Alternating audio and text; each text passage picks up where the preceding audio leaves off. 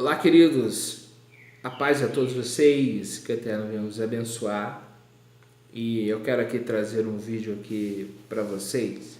Eu quero falar da Parashá Shemot, capítulo 25. A Parashá 19, Terumá, coleta. Em si, resumo da Parashá, a Parashá vai falar que o Eterno disse para Moisés pedir uma terumá, uma coleta, uma oferta para ele, para a construção do tabernáculo, do menorá e da arca da aliança. O povo deu oferta e quando chegou ao limite, quando já tinha tudo para construir, né, o suficiente, o Eterno disse para não dar mais terumá. E aqui eu quero comentar sobre a questão do tabernáculo. O tabernáculo era o tipo, vamos colocar aqui, o templo móvel, era um templo desmontável. Ele se deslocava, porque o povo estava em peregrinação, saindo do Egito, andando no deserto, indo em direção a Canaã. Então os levitas eram os responsáveis por desarmar e montar. Eles desarmavam quando o Eterno dizia para Moisés prosseguir. Então os levitas desarmavam e prosseguiam até o local que o Eterno determinava, montava de novo e as tribos ficavam em volta do Mishkan. Mishkan, a palavra hebraica, tabernáculo, era onde a presença do Eterno ali habitaria. Depois, com Salomão constrói o Beit Hamikdash, conhecido, mas no texto hebraico mais antigo nós encontramos Beit Yud Rei Vav Rei, nós podemos traduzir para Casa do Eterno. Era o templo fixo que Salomão construiu. Então, um tabernáculo, o templo ficou no lugar do tabernáculo. Por quê? Porque Davi vivia num palácio, ele olhou o tabernáculo e disse: eu vivo num palácio, por que o Eterno vai viver no tabernáculo? E ele sentiu o desejo de construir, mas o Eterno não permitiu. Essa história a maioria dos irmãos conhece. E o Eterno disse: Salomão vai construir o meu templo. Salomão constrói algo magnífico, o templo, onde tinha o Santo dos Santos, o Santíssimo Lugar, o Santo dos Santos. Tinha ali o pátio dos judeus, o pátio dos gentios, tinha as repartições onde ficavam os depósitos do dízimo. E aqui eu quero adiantar. A Parashá, resumindo, vai falar de coleta. Mas eu quero falar de 3 palavras específicas, 3 palavras que eu quero compartilhar com vocês. A palavra terumá, que é coleta ou oferta, a palavra de sedaká, que é justiça, e a palavra maaser, que é dízimo. Em um resumo bem rápido, para vocês entenderem a diferença das palavras. Terumá é uma oferta que pode ser voluntária. O povo, por exemplo, um líder de uma sinagoga diz que estão precisando colocar bancos novos na igreja. Quem pode ofertar? Isso é terumá. Isso é terumá. O líder da sinagoga pode pedir, se for para benefício dos ouvintes? Sim, não há erro nenhum nisso. Terumá pode. Terumá é uma oferta. Pedir não é pecado, tá bom? Se for com um objetivo claro, explícito, para todos entenderem, e for realmente para aquilo. Se eu chegar para vocês e pedir uma oferta a vocês por alguma razão, especificando, por exemplo, eu vou dar um exemplo aqui. Eu preciso de uma multifuncional, uma Canon, para imprimir trabalhos e para mim poder escanear páginas de livros para colocar nos vídeos, por exemplo, botar aqui em cima, aqui, no alto, aqui, uma página de um vídeo, eu escaneio, e coloco aqui. Ou imprimo os estudos. Eu já imprimi vários estudos. Eu tinha uma multifuncional e deu problema. No futuro, aí o Eterno vai nos abençoar. Mas se eu chegasse aqui para vocês e pedisse, eu estaria pedindo uma oferta. Não é sedaká, não é dízimo. Fica claro aqui. A sinagoga pode pedir? Sim. Se a sinagoga paga luz, água e às vezes paga até o salário do rabino, tem custos, aí o rabino pede a oferta, quem sentir no coração vai ter um gasofilaço em algum lugar, aí ali a pessoa pode ofertar, tá bom? Isso é oferta. Dízimo. Dízimo não pode ser dado na sinagoga. Dízimo não pode ser dado para mim. Dízimo não. De forma nenhuma. Por quê, irmão Felipe? Porque dízimo dependia do templo, de um lugar dentro do templo chamado Casa do Tesouro, aonde ficava o armazém. Todo judeu ia para o templo e entregava esse armazém. Só que só podia entrar no templo circuncidado.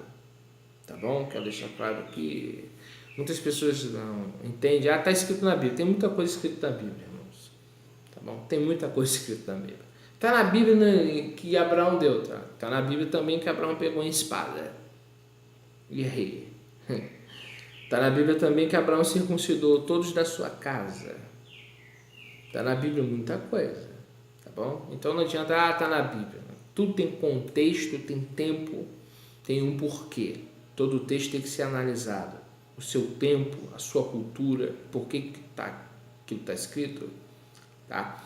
Por que existe dízimo? Porque existe terra para plantar. Por que o povo no deserto não deu dízimo, irmão Felipe? Porque no deserto não se planta, no deserto não se colhe. Então o Eterno pediu oferta. Por quê? Quando o povo sai do Egito, o povo sai rico, porque os egípcios deram muito ouro e prata para eles. Né? Então eles tinham condições de dar oferta, mas não tinham condições de dar dízimo, porque eles não tinham plantações. Se é que ele saiu com gado ou saiu com ovelhas, né? Poderia dar o dízimo, Felipe? Do gado, sim. Quando chegasse 9 ovelhas, na 10ª, levava para o templo. Era ainda o tabernáculo. Então veja só, é algo que precisa ficar definido. Maaser fala de Mishkan, Maaser fala de templo. O Salomão, quando ele ora no templo, é conhecido como templo. Nós falamos Beit Hamikdash, casa da santidade. Shlomo construiu a casa do Yud-Hei Vav-Hei, o nome do Eterno, Yud-Hei Vav-Hei. Eu vou falar, casa do Eterno. Então o dízimo era levado para a casa do Eterno. Só podia dizimar quem tinha bois ou quem tinha plantações. Tá? Se a pessoa não tinha boi, não tinha plantações, ele ia dizimar o quê? Ele era um trabalhador, um carpinteiro, um marceneiro, um pedreiro. Ele ganhava em dinheiro, ouro ou prata. Ele podia ir lá no templo e ofertar? No templo não. Por quê? Porque o gasofilaço não foi construído por Moisés, nem por Josué, mas por Joás. Por isso que eu estou falando, tudo tem um tempo, tem uma época e tem um contexto. O gasofilaço foi construído no tempo de Joás, está em 2 Crônicas, tá bom? Moisés tinha morrido há muito tempo. E como que então se faziam os reparos do templo, do tabernáculo? O tabernáculo, por exemplo, era feito com peles de animais, com linho, com materiais perecíveis. Com o tempo ia perecer. Então se fazia reparos ou no tabernáculo ou depois no templo, conhecido como templo. E era feito com um imposto de meio shekel. Então vamos lá. Tinha o imposto, tinha o dízimo, tinha a oferta e tinha a justiça social. Dízimo, maaser, terumá, coleta, de sedacá, a justiça. Meio shekel era o imposto. O imposto cobrado anualmente a todo homem acima de 20 anos. Então, não entrava oferta em dinheiro no templo depois desse pedido aqui de Moisés. Não existia gasofilaço. Tá bom? Foi pedido uma única vez oferta para o templo. Mas entrava ofertas de animais. É uma outra questão. Aqui tu falou oferta em dinheiro. Existia ofertas. Você queria dar uma oferta para o Eterno? Ia lá, levava 1 quilo de farinha, levava um boi, levava um gado. Essa oferta não é a oferta em dinheiro. Era em produtos ou em animais. Produtos da terra ou animais. Certo? Definido isso. O dízimo era dado só quem tinha bois ou plantações. Era dado no templo ou no tabernáculo. Quando o tabernáculo estava em atividade, era no tabernáculo. Depois que o tabernáculo desativou a construção do templo, começou a ser dado no templo, num lugar dentro do templo chamado Casa do Tesouro, numa repartição chamada Casa do Tesouro. Entendido? Então, definido isso, a gente precisa definir por quê. Uma sinagoga, por exemplo, pode pedir uma oferta. Uma oferta. O rabino chega, ou o Rosh chega, precisamos de uma oferta para colocarmos o ar-condicionado na igreja, na sinagoga. E aí o povo, cada um dá um pouco e compra-se o ar-condicionado. A sinagoga está precisando comprar novas cadeiras, porque essas não estão boas, para assistir os irmãos, e o povo dá oferta. Isso é terumá, isso é problema nenhum, isso é bíblico, né? Se for para o bem, se for para o que é correto, se é para o certo, por que não? Agora, dízimo não entra na sinagoga. E a tzedaká, que é traduzido para o grego e vem para o português como esmola, não tem a conotação exata. Esmola não é a conotação exata. Esmola, você pode pensar da seguinte forma. Assim, você viu alguém precisando de alguma coisa, você deu uma roupa, deu comida, e você pode pensar, conjecturando, pode pensar, eu ajudei alguém, eu fui caridoso, eu fui bondoso. Essa conjectura que eu estou fazendo aqui para você entender. Esse pensamento, eu ajudei, eu fiz, tem essa ideia de esmola, só que no hebraico não é bem assim. No hebraico a palavra é tzedaká, que significa justiça. Esmola, se pode ter a tradução de caridade, bondade. Justiça é outra coisa. Eu vou dar um exemplo claro, categórico. Você viu uma viúva precisando de ajuda e você ajuda esta viúva, você fez o que tinha que ser feito. Em outras palavras, você fez o que ela merecia que você fizesse, que eu fizesse. Então, quando você ajuda o pobre, o necessitado, o estrangeiro, o órfão, você fez o que ela tinha direito. Em outras palavras, fizemos o que era para ser feito. Não fizemos mais do que a nossa obrigação. Não foi um ato de caridade espontâneo. Fiz porque eu amo esta pessoa, porque eu sou bondoso. Não é esta a conotação de tzedaká. A tzedaká é: fiz o que ela merecia que eu fizesse. Fiz o que era justo que eu fizesse. Eu fiz porque ela tem direitos, bíblicos, direitos na Torá que eu fizesse. Então, quando você faz para viúva, você tem que pensar da seguinte forma: órfãos, estrangeiros e os pobres. Eu ajudei com uma cesta básica essa viúva. Eu fiz justiça. Eu fiz o que era reto. Eu fiz o que tinha que ser feito. E eu fiz aquilo que o Eterno determinou. Não é igual esmola, um ato de caridade, me sinto bom. Entende? A ideia é outra. Tá? A ideia é o quê? Você fez que ela tem direito. Ela tem direito. Tá? Não é um pedido dela. Tá? Você não está atendendo um clamor dela. Você está atendendo uma lei do Eterno que diz que ela tem que ser ajudada. Resolvendo aqui a questão. Então, a tzedaká é justiça social. Pobres, estrangeiros, viúvas, órfãos.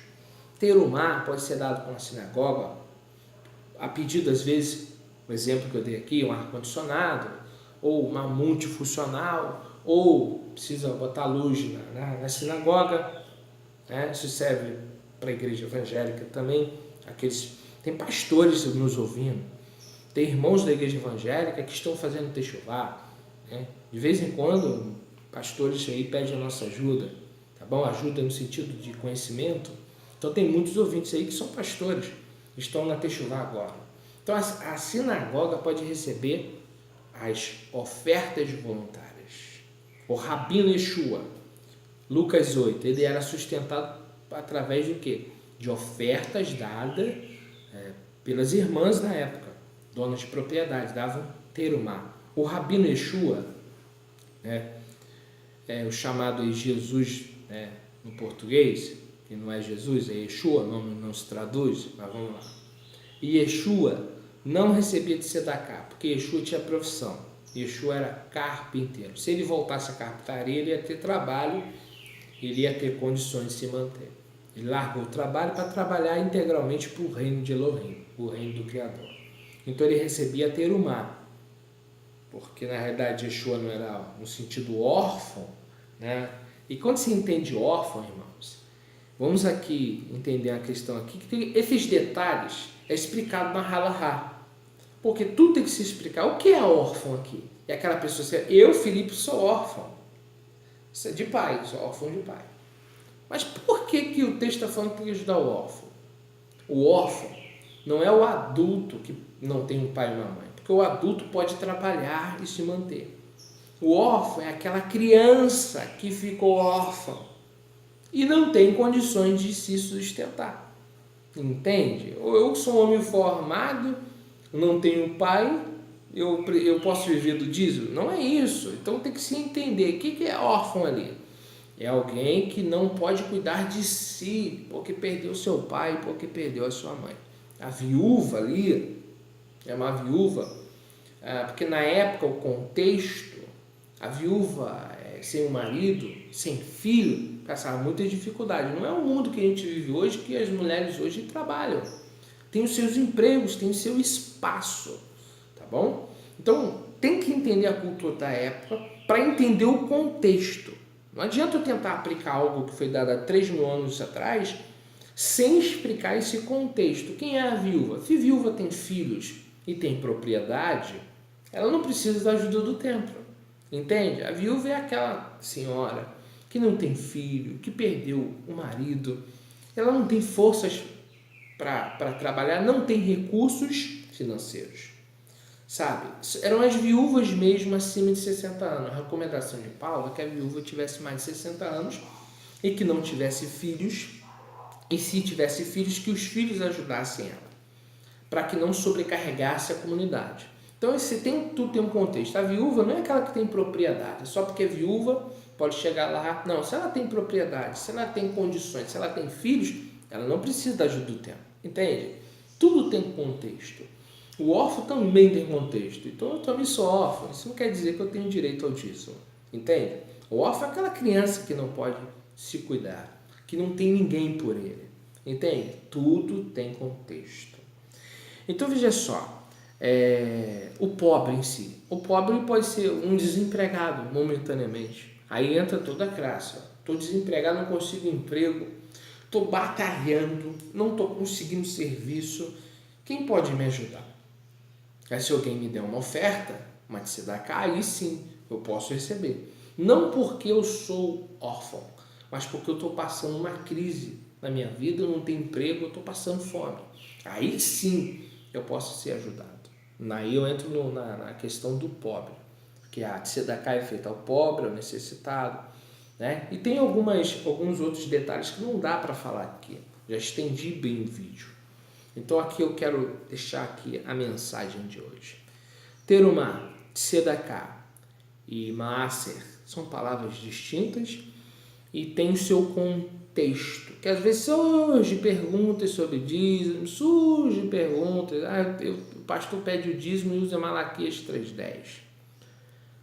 A pergunta que eu faço para vocês, Malaquias 3:10 está falando com quem? Está falando com o mundo todo ou está falando com a nação de Israel? Casa do Tesouro ali é a sinagoga ou a igreja ou um repartimento dentro do templo de Jerusalém? Perguntas que tem que ter respostas. Quem é que recebia os dízimos? Era um rabino, um pastor ou era um levita? Porque Yeshua era rabino, mas não era levita. Yeshua era da tribo de Judá, tanto que ele viveu de oferta, terumá. Que o rabino podia receber terumá. Yeshua não viveu de dízimo, porque dízimo era levado direto para o sacerdote, para o levita. O levita destinava para onde tinha que destinar. Então veja só, Yeshua vivia de terumá, não vivia de dízimo. Então fica claro aqui, não era nem 10% o Márcia, era em torno de 25%. Tá bom? Vamos comparar aqui, o Brasil hoje tem um imposto em torno de 30% a 40%. 40%? Vamos botar aqui. O dízimo era 25%. Entende? 25%. Tem vários países no mundo que tem imposto de 25%. Então era imposto, né? Fora que o Eterno abençoava de forma extraordinária a nação.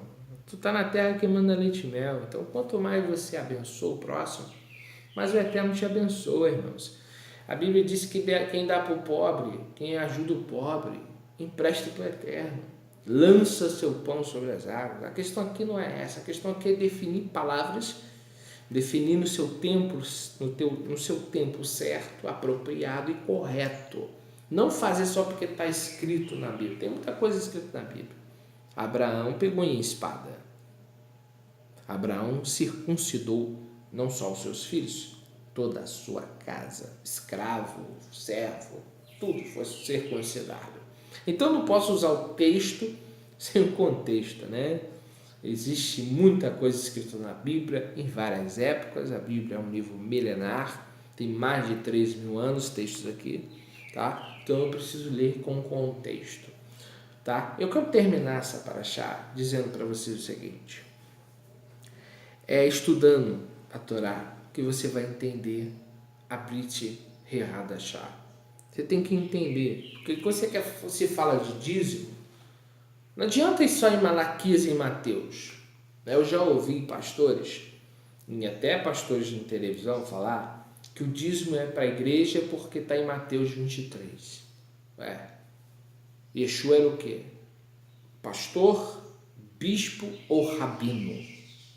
Se você me responder que ele era rabino, eu te faço outra pergunta. O que o rabino ensinava?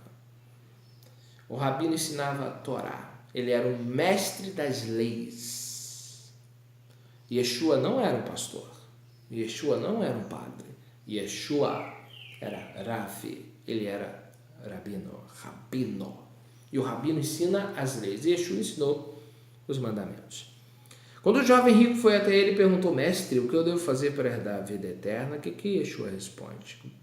4 mandamentos. Por quê? Porque ele é rabino. Qual é a religião que Yeshua está inserido? Cristianismo? Não. Ele pertence ao judaísmo, tanto que ele é chamado, o grupo de Yeshua é chamado de nazarenos, ou os do caminho, os messiânicos.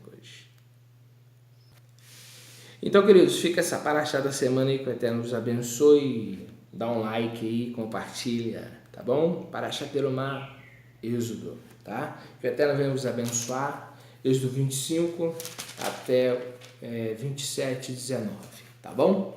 Um abraço a todos vocês, amigos da Techuvá, todos os amigos, que o Eterno esteja conosco, em nome de Yeshua HaMashiach.